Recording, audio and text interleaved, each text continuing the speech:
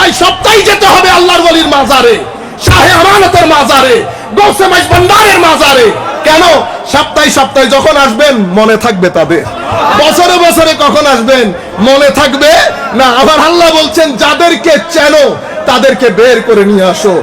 কোরআনে পাকের মধ্যে সেই কারণে বলছেন ইন্নাল্লাহা ইউহিব্বুত তাওয়াবিনা ওয়া ইউহিব্বুল মুতাতাহহিরিন, নিশ্চয়ই আল্লাহ তাওয়াবিনদেরকে ভালোবাসেন। কোরআনে পাক বলছে উজুহু ইয়াউমাইদিন নাযিরা ইলা রাব্বিহা নাযিরা, হে মানুষ কিয়ামতের দিন কিছু চেহারা 14 তারিখের চাঁদের মতো জল জল জল জল করবে। কে কারা সেই চেহারা? কোরআন বলছে ইলা রাব্বিহা নাযিরা, তাদের পরকালের এন্ডিং জান্নাতের মধ্যে ঢোকার আগে আমার মাওলার, আমার আল্লাহর, আমার জব্বারের, আমার করিমের, আমার রহমানের চেহারা পাক দেখে তাদের উরসের সমাপ্তি হবে, তাদের উরসের সমাপ্তি। এখন আপনারা বলবেন আমাদের লাভ কি? আমাদের লাভও আছে। আমাদের লাভ কি? মুসলিম শরীফের রওয়ায়াতের মধ্যে আমার নবী বলছেন তোমরা দুনিয়ার হক আদায় করার জন্য একজন আরেকজনের সাথে বাকবিতণ্ডা করো, তোমরা আর কি আর্গুমেন্ট করো? আসল আর্গুমেন্ট তো আল্লাহর কোর্টে আল্লাহর ওলিরা তাদের মুরিদদের জন্য করবে। শেষ পর্যন্ত তারা বলবে মাওলা আমার ভাইরা জাহান্নামে আছে, আমার সাথে নামাজ পড়তো, আমাদের সাথে রোজা রাখতো। আমার আল্লাহ বলবেন এটার কি কথা? তুমি যাও জাহান্নামের মধ্যে যাদেরকে চেনো, শব্দ কি? যাদেরকে চেনো তাদেরকে বের করে নিয়ে আসো। এই চিনার জন্য আপনি বছরে একবার আসলে হবে? সপ্তাহে সপ্তাহে যেতে হবে আল্লাহর ওলির মাজারে, শাহে আমানতের মাজারে, গৌসে মাইজবান্ডারের মাজারে। কেন? সপ্তাহে সপ্তাহে যখন আসবেন মনে থাকবে তাদের, বছরে বছরে কখন আসবেন মনে থাকবে না। আমার আল্লাহ বলছেন যাদেরকে চেনো তাদেরকে বের করে নিয়ে আসো। কোরআনে পাকের মধ্যে সেই কারণে বলছেন ইন্নাল্লাহা ইউহিব্বুত তাওয়াবিনা ওয়া ইউহিব্বুল মুতাতাহহিরিন, নিশ্চয়ই আল্লাহ তাওয়াবিনদেরকে ভালোবাসেন। আমরা ভালোবাসা বললে তো বুঝি না, কাউকে জিজ্ঞেস করলে বলতেও পারবেন না ভালোবাসা কি জিনিস। সেই জন্য বাংলা দিয়ে আরবি বোঝা যায় না, আরবি দিয়ে আরবিকে বুঝতে হয়।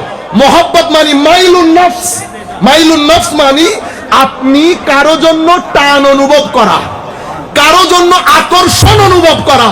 তো আমার আল্লাহ ইন্নাল্লাহা ইউহিব্বুত তাওয়াবিন, নিশ্চয়ই আল্লাহ আব্দুস সালাম ইসাপুরীর জন্য আকর্ষণ অনুভব করেন।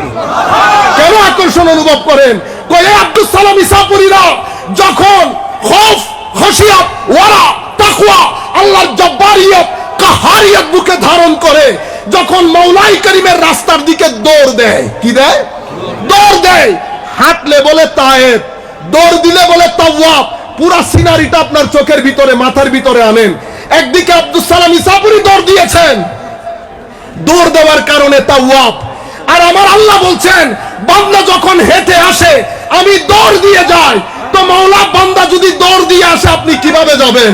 তো বান্দা যদি দৌড় দিয়ে আসে আমি আল্লাহ আমার শান অনুযায়ীও দৌড় দেব।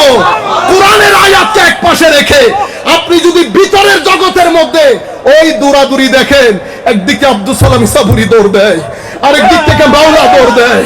মাওলা কাদের মধ্যে জড়িয়ে ধরেন, সিনার মধ্যে মাওলা আব্দুস সালাম ইসাপুরীকে কবুল করেন, বুকে ধারণ করেন।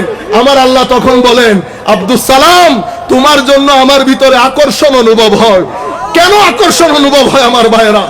এই আব্দুস সালাম ইসাপুরীরা তাদের জিন্দেগির মধ্যে দেখেন মূল্যবোধ ছিল, জুহদ ছিল, আখলাক ছিল, ওয়ারা ছিল, তাদের জিন্দেগির মধ্যে তাওয়াদু ছিল। তাদের জিন্দেগি কেটেছে শানের সালাতের মধ্যে, ফানাইয়তের মাধ্যমে। তাদের জিন্দেগি কেটেছে রাত্রিবেলা আল্লাহর কুদরতের কদমে সিজদার মাধ্যমে। আমাদের জিন্দেগি সমালোচনার মধ্যে, আমাদের জিন্দেগি আমিত্বের মধ্যে, আমাদের জিন্দেগি লোভের মধ্যে।